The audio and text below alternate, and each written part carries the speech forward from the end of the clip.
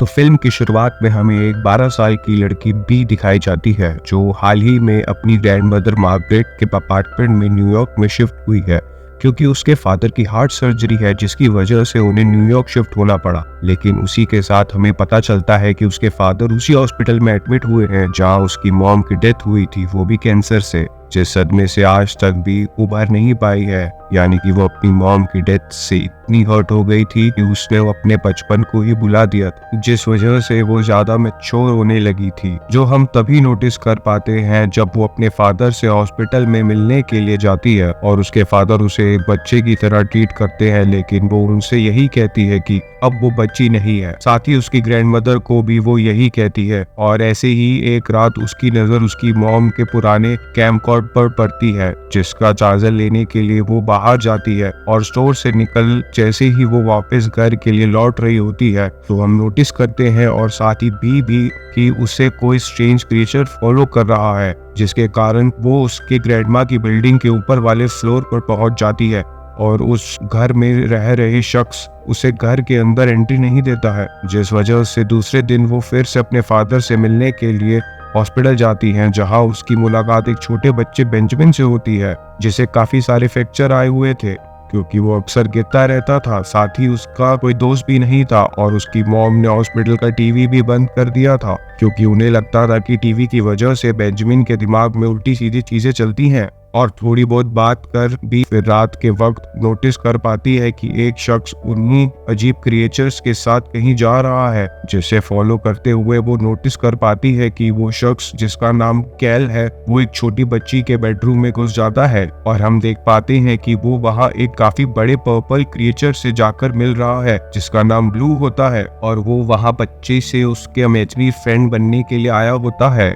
लेकिन कैल उससे बताता है कि वो लड़की काफी डरी हुई है और बोलता है कि अभी बेहतर यही होगा कि तुम मेरे साथ वापस चलो, जिस वजह से ब्लू सैड होकर उसके साथ जा ही रहा होता है। उतने में बी की नजर उन पर पड़ती है और साथ ही वो एक और क्रिएचर को देख पाती है जिसका नाम ब्लॉसम है, जो दिखने में बटरफ्लाई जैसी है, जिसे देख बी बेहोश हो जाती है और उसकी आंख खुलती है कैल के अपार्टमेंट में, जहाँ उसे पता चलता है कि कैल इमेजिनरी फ्रेंड्स यानी इफ्स के लिए काम करता है और उन इफ्स की हेल्प करता है जिन्हें उनके बच्चे भूल गए हैं, यानी कि वो बच्चे जो बड़े हो चुके हैं या फिर उन्होंने अपने इमेजिनरी फ्रेंड्स को भुला दिया है। और इसी वजह से कैल उन सभी इमेजिनरी फ्रेंड्स को एक नई जगह देने का ट्राई कर रहा है, यानी कि उन्हें नए बच्चों के साथ जोड़ने की कोशिश कर रहा है, जिसमें शायद बी भी उसकी हेल्प कर सकती है, ऐसा ब्लू और ब्लॉसम कहते हैं। लेकिन कैल इसके लिए मना करते हुए बताता है कि बी सिर्फ एक बच्ची है। ये बात बी को बिल्कुल अच्छी नहीं लगती और बी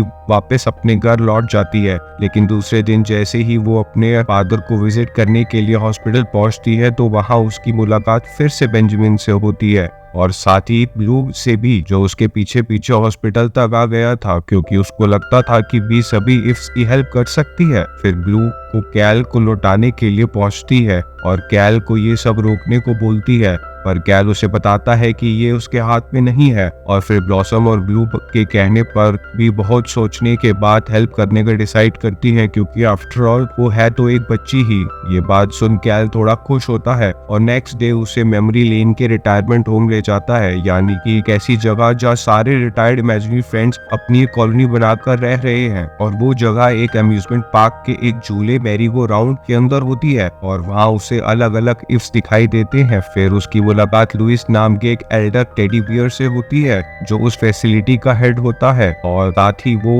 पी को इंस्पायर करता है और उसे बताता है कि उसे अपनी इमेजिनेशन को खोने नहीं देना चाहिए क्योंकि उसकी मदद से वो यहाँ रह रहे बहुत सारे इफ्स की हेल्प कर सकती है जो बहुत परेशान थे क्योंकि उन्हें अभी भी उनके पुराने बच्चों की याद आती है और उन चीजों से वो आगे नहीं बढ़ पाते। और साथ ही कुछ इफ्स तो यहाँ रहकर बोर हो चुके हैं क्योंकि उनके पास करने को कुछ नहीं है। और लुइस की बात सुन भी अपनी इमेजिनेशन को ट्राई करती है और फिर हम देखते हैं कि वो पूरी फैसिलिटी को अपनी इमेजिनेशन से बदलने लगती है, जिस वजह से वहाँ रह रहे इफ्स काफी खुश हो जाते हैं। साथ ही हम बी और इफ्स का एक स्टेज डांस भी देख पाते हैं और उसी के साथ बी को ये सब समझ आ रहा था कि उसे अब क्या करना है। अगले दिन बी अपने डैड से मिलने के लिए हॉस्पिटल पहुंचती है, जहां उसे बेंजामिन से बात करते हुए एक आइडिया आता है कि वो बेंजामिन को एक नया इमेजिनरी फ्रेंड लाके देगी क्योंकि वो हॉस्पिटल में बैठे बैठे काफी बोर हो रहा था और फिर बी काफी सारे इफ्स का इंटरव्यू लेती है और उनकी स्टोरी के बारे में जानना शुरू कर देती है, जिसके बाद वो एक एक कर काफी सारे इफ्स को बेंजामिन से मिलवाती है, जिनमें से अगर वो किसी को भी देख पाता है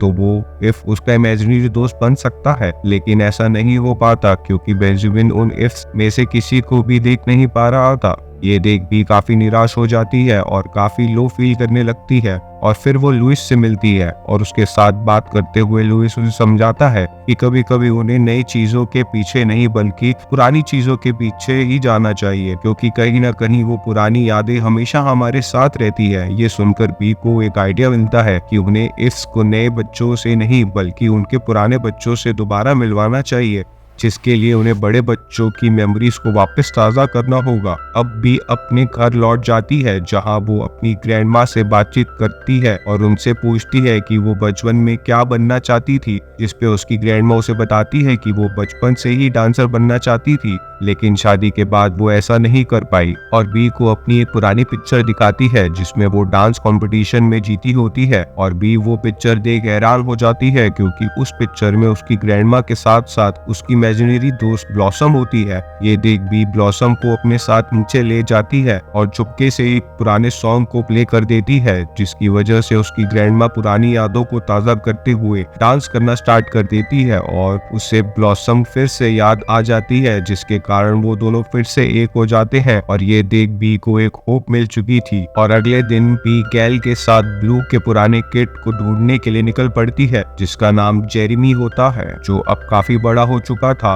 और फिलहाल अपने बिजनेस को लॉन्च करने के लिए एक मीटिंग में जा रहा होता है। लेकिन वो इस सोच में डूबा हुआ था कि वो शायद फेल ना हो जाए, जिस वजह से ब्लू की पहली मुलाकात जेरेमी से बिल्कुल अच्छे से नहीं हो पाती। फिर भी बी उसका पीछा नहीं छोड़ती और उनके पुराने दिनों को ताज़ा करने के लिए उसके लिए उसका फेवरेट केक ले आती है, जिससे जेरेमी फिर से ब्लू को याद कर सके। और इस बार जेरेमी ब्लू को याद कर लेता है, पर अचानक से उससे बिजनेस मीटिंग के लिए बुला लिया जाता है, जिसके कारण वो नर्वस हो जाता है। पर अपने एफ ब्लू की मदद से वो अपना कॉन्फिडेंस को बूस्ट कर मीटिंग में चला जाता है। ये देख ब्लू काफी खुश हो जाता है और बी को गले लगा लेता है। अगले सीन में बी जैसे ही घर पहुंचती है तो उसे पता चलता है कि उसके फादर ठीक नहीं है और उन्हें हॉस्पिटल के लिए निकलना होगा। ये सुनकर बी दौड़कर कैल के पास जाती है और उसे बताती है कि वो अपने डैड को खोने के लिए तैयार नहीं है, क्योंकि वो एक बार अपनी मॉम को खो चुकी है। जिसपे कैल उसे समझाता है और सलाह देता है कि वो अपने डैड को एक स्टोरी सुनाए। ये सुनकर बी जाने के लिए तैयार हो जाती है और फिर बी हॉस्पिटल पहुंचती है जहां सारे इफ्स के सपोर्ट के लिए खड़े होते हैं और फिर भी अपने डैड को अपनी स्टोरी बताती है कि कैसे वो एक छोटी बच्ची होकर भी हर रोज बड़े होने की कोशिश करती है, जबकि उसके फादर हमेशा चाहते हैं कि वो अपनी लाइफ को एंजॉय करे और हमेशा खुश रहे। फिर बी की स्टोरी के बाद हम देखते हैं कि उसके फादर की आंख खुल जाती है और वो कोमा से बाहर आ जाते हैं। बी अपने डैड को देख गले लगा लेती है और बाहर सारे इफ्स को खुशखबरी देने के लिए आती है, लेकिन सभी इफ्स वहां से जा चुके होते हैं। जिसके बाद बी कैल के घर पहुंचती है जहां उसे वहां की लैंडलेडी से पता चलता है कि वहां तो सालों से कोई भी नहीं रहता। ये देख बी सैड हो जाती है और फिर कुछ दिनों बाद हम देखते हैं कि बी और उसके डैड उसकी ग्रैंडमा के घर से जाने के लिए अपना सामान एक गाड़ी में पैक करके रख रहे होते हैं कि तभी बी का एक पुराना बॉक्स जमीन पर गिरता है, जिसमें बी को एक ड्राइंग मिलती है और वहां उसे पता चलता है कि कैल तो उसका इमेजिनरी फ्रेंड है जो कि एक क्लाउन होता है और जिसे बी भुला चुकी थी। ड्राइंग देख बी फिर से कैल के अपार्टमेंट में पहुंचती है और अपनी इमेजिनेशन से कैल और सभी इफ्स को याद करती है और फिर कैल उसके सामने क्लाउन बन के अपने असली रूप में आता है, जो बी के बचपन का इमेजिनरी फ्रेंड होता है। और फिर वो दोनों रीयूनाइट हो जाते हैं, जिसके बाद बी अपने डैड के साथ वहां से अपने घर चली जाती है। और इसके साथ साथ हम देख पाते हैं कि बी की ग्रैंडमा भी अपने इफ्स को देख पा रही है। और मूवी के अंत में हम देख पाते हैं कि कैल सभी को अपने इमेजिनरी फ्रेंड से मिलवाता है और सभी बहुत खुश होते हैं और आखिर में बेंजामिन को भी अपना इफ्स मिल जाता है। और इसी के साथ ये मूवी यहाँ पर खत्म हो जाती है। अगर आपको एक्सप्लेनेशन पसंद आई हो तो इस वीडियो को लाइक करने के साथ साथ चैनल को सब्सक्राइब जरूर करें ताकि आपको लेटेस्ट मूवी के अपडेट्स मिलती रहें।